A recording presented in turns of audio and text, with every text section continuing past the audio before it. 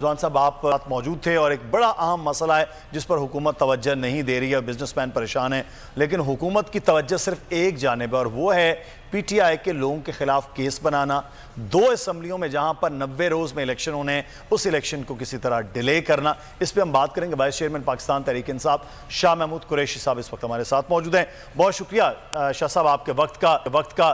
سر، cases تو بڑے زبردست آپ لوگوں کے خلاف بن رہے ہیں، عمران خان صاحب کی نااہلی کے لیے تو اب بہرحال وہ بڑی پرسو ہو رہا ہے، بینچ بھی اب بن گیا ہے، تو سر پی ٹی آئی اب کیا سوچ رہی ہے ساری سچویشن؟ پی ٹی آئی کو اندازہ ہے کہ اس قسم کی مشکلات کا ہمیں سامنا کرنا پڑے گا، کیونکہ ایک فیصلہ ہوا ہے کہ پی ٹی آئی کو کسی نہ کسی صورت ہم نے پیچیدگیوں میں الجھائے رکھنا ہے اور ان کو اپنی منزل تک نہیں پہنچنے دینا۔ اس میں کیسز بھی آ جاتے ہیں، نااہلی کی تلوار بھی لٹکتی رہتی ہے اور مختلف ہیلے بہانوں سے جو آئین سے ماورا اقدامات بھی اٹھائے جاتے ہیں، جیسے اسمبلیاں تحلیل ہو گئی، تاریخ نہیں دی جا رہی۔ یہ سب مشکلات آپ کے سامنے ہیں۔ نگران سیٹ اپ نے جو ریشفل کیا ہے الیکشن شیڈیول بہت سے اضلاع میں ہو چکا ہے۔ مثال کے طور میں آپ کو تازہ مثال دوں، ہمارے ملتان میں ضمنی الیکشن ہو رہا ہے 3 قومی اسمبلی کی سیٹوں پر۔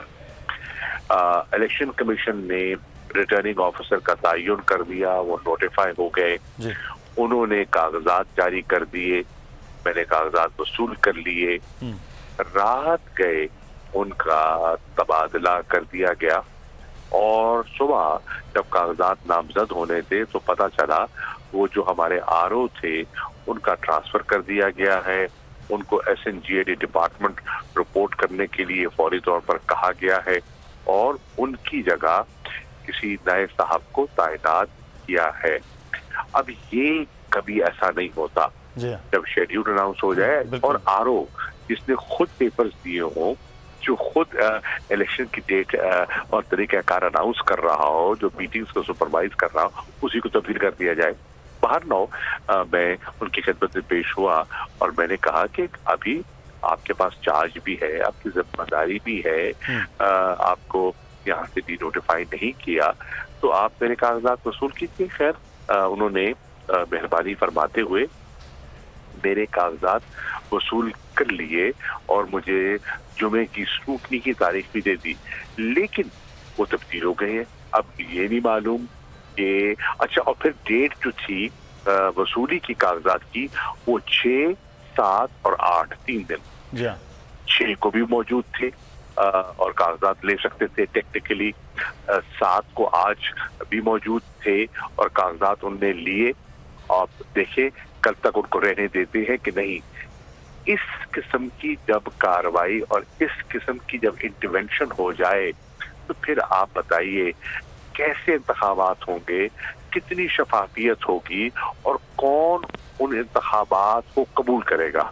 صحیح۔ اچھا شاہ صاحب، آپ انہی انتخابات سے متعلق ہے کہ اگر یہ ضمنی انتخابات حکومت ٹیسٹ کیس چیک کر رہی ہے کہ آپ کی پاپولیرٹی، حکومت کی پاپولیرٹی کہاں ہے، کیا اس کے بعد کوئی فیصلہ ہو سکتا ہے کہ ضمنی یہ نئی الیکشن جو ہیں وہ دونوں اسمبلیوں کے کروائے جا سکے، کے پی اور پنجاب میں؟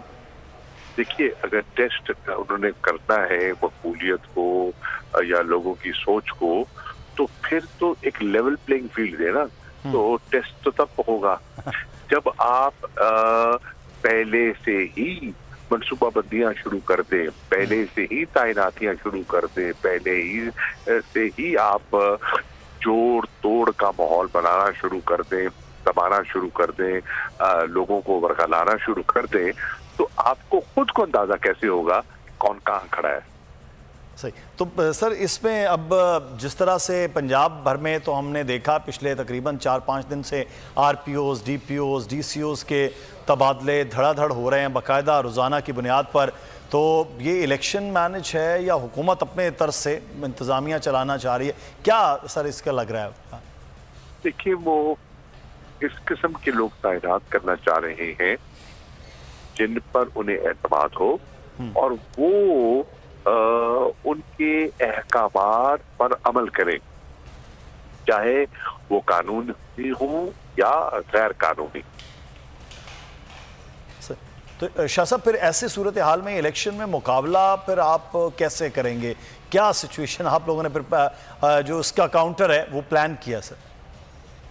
देखिए, मुश्किलात होंगी, मुश्किलात का सामना करना पड़ेगा और करेंगे इंशाल्लाह, लेकिन मुकाबला तो करना होगा। देखिए, सियासी अमल से लाताल्लुक हो नहीं सकते, सियासी अमल का हिस्सा तो रहना होगा।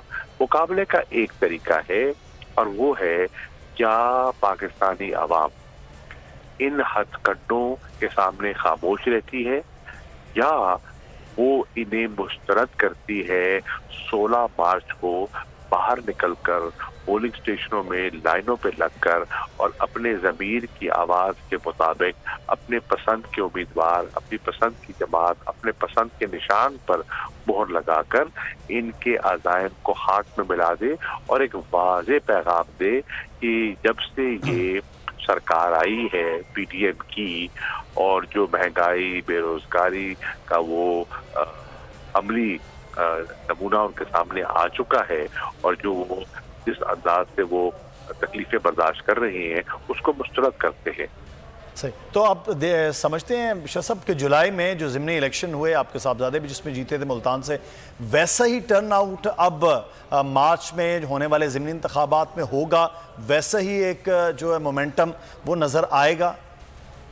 देखिए, उसी मोमेंटम से घबरा कर तो ये मनसूबाबंदी कर रही है, उसी मोमेंटम से घबरा कर तो वो इमरान खान की जो मूवमेंट है उसको रिस्ट्रिक्ट करना चाहते हैं, उसी मोमेंटम से घबरा कर तो वो इस किस्म के हथकंडे इस्तेमाल करना चाह रहे हैं क्योंकि उन्हें अंदाजा है कि अगर उनकी आवाम तक रसाई हो गई तो वो पब्लिक को मोबिलाइज कर लेंगे और लोग इनसे तंग हैं, लोग इनकी पॉलिसी से नाला हैं, लोग महंगाई से तंग हैं, लोग दिन ब दिन की बेरोजगारी, बढ़ती हुई बेरोजगारी से परेशान हैं, ताजर परेशान है, सनतकार परेशान है, मेहनत कश तबका परेशान है, खादा तबका परेशान है। कौन सा तबका है जो आज मुतमईन दिखाई दे रहा है?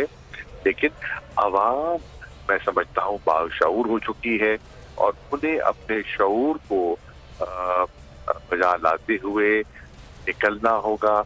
वो जिस दिन तारीख है, इलेक्शन की डेट है, उन्हें सब चीज को एक तरफ रखते हुए, सब तरजीहात को एक तरफ रखते हुए फैसला करना होगा कि वोट देना मेरा आईनी फर्ज है, मेरा कानूनी फर्ज है, मुझे देना चाहिए और मैं अपने वोट के जरिए तब्दीली लाकर दिखाने की ताकत रखता हूँ। चलिए, अब ये देखना है कि मार्च के वस्त में इन ज़िमनी इंतखाबात में अवामी रिएक्शन किस तरह से होता है और आपकी जमात की तैयारी कैसी होती है। बहुत शुक्रिया शाह महमूद, वाइस चेयरमैन पाकिस्तान तहरीक इंसाफ, हमारे साथ मौजूद थे। प्रोग्राम से मुदस्सर इकबाल को इजाज़त दीजिएगा।